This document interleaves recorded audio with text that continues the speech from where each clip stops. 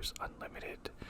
It's a card game I've gotten into recently, and I'm just going to go over some of the basic rules, nothing too in-depth, just to give you an idea if it's something that you guys might be interested in. But it's been one of the card games I've recently latched onto and have been playing with my friends.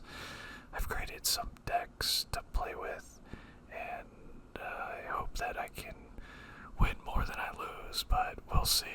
If anybody doesn't know what Star Wars Unlimited is, it's a card game that came out, I think it was this year, and in a basic game you have a leader card, which is something like one of these people here, and you have like a base, and you have a deck of cards of a certain number, and the whole point of the game is to knock the person's base number, which is normally 30, down to 0, and if you knock their base down to 0, you win against them.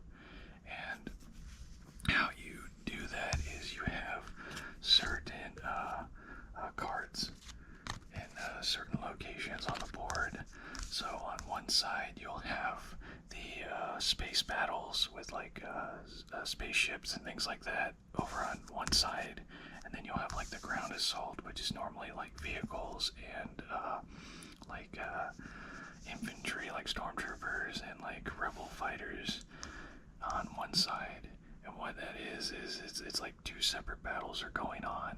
So like the starfighter, the TIE fighters can't go and attack the ground units, and then the ground units can't attack like the fighters in space. So you have to kind of watch and balance that out. And how you bring certain cards to in play is you have to pay like a cost.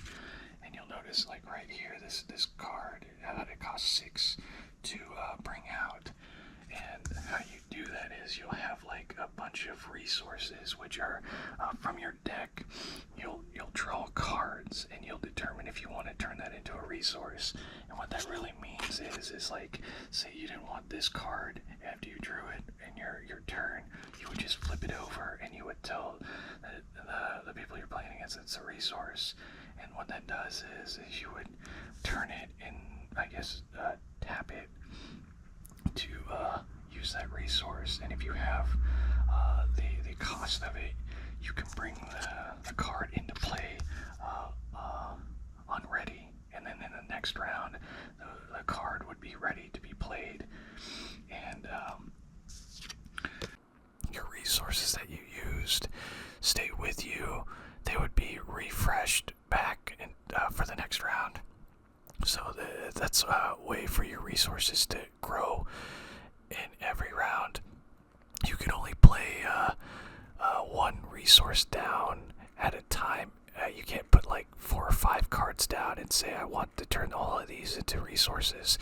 You can only do one per round, but there are other like cards that can give you an extra resource or something, but normally it'd be like you draw a card, you look at your hand and you say, okay, I don't want to use this card or whatever, and you just put it down as a resource at the beginning of the round, and then it slowly every round will add like a kind of like a +1 to it, and then you'll slowly be able to get more resource to get those high cost cards out onto the match.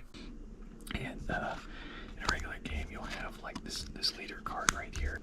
It doesn't come into play unless you have the resources to bring it into play. And you'll notice that this card here, its ability is it has ability on this side and an ability on the other side. If you look in the bottom right, you'll see epic action. That just is telling you how much your leader costs to get into play. What would happen is now its ability gets a little bit better. So when this unit attacks, it can heal 2 damage from your base. So it has a restore ability, which is pretty good because if your base is getting attacked every time this card attacks, even though it has not a strong attack but it has a strong defense, it could heal your base for a little bit and stop your base from going down in health. And when your leader unit, they're called leader units, gets destroyed, it would just come back flipped over like this. once your leader is defeated, you can't bring it back into play, but you can still use its action that it has on the card on the non-playable side that it started with. You'll have you can have multiple cards of the same in your deck, but I play a variant of the game with people. It's called the Twin Suns variant, and what that is it gives you another leader to have, and but you can only have one card of each in your deck, so it gives you a chance to have a different a variety of a deck, because you'll have more things that you can do to set your deck up and play many varieties of different cards. And something I forgot to mention is there's like these little attributes right here, like this right here. You'll notice, and like on different cards they have that. They're kind of like different attributes that each card has. And if you summon a card that doesn't have like that attribute, like if I didn't have a base with like the red, or a card leader card with like out the red unit, this would cost a +2, I believe, on top of the 5, so it would cost me 7 instead of 5 to summon it, and that's just a penalty that the rules brought into play.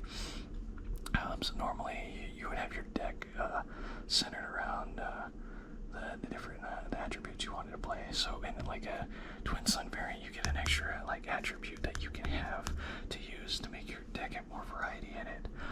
The only other thing too is that each deck, also the leaders have to be like with the same affiliation. So if you're using like the Empire kind of Imperial attribute, which is this like dark one here, it would have to be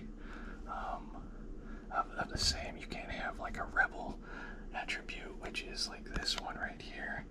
It would have to be two of the same kind to play, and then that's pretty much the game kind of in a nutshell.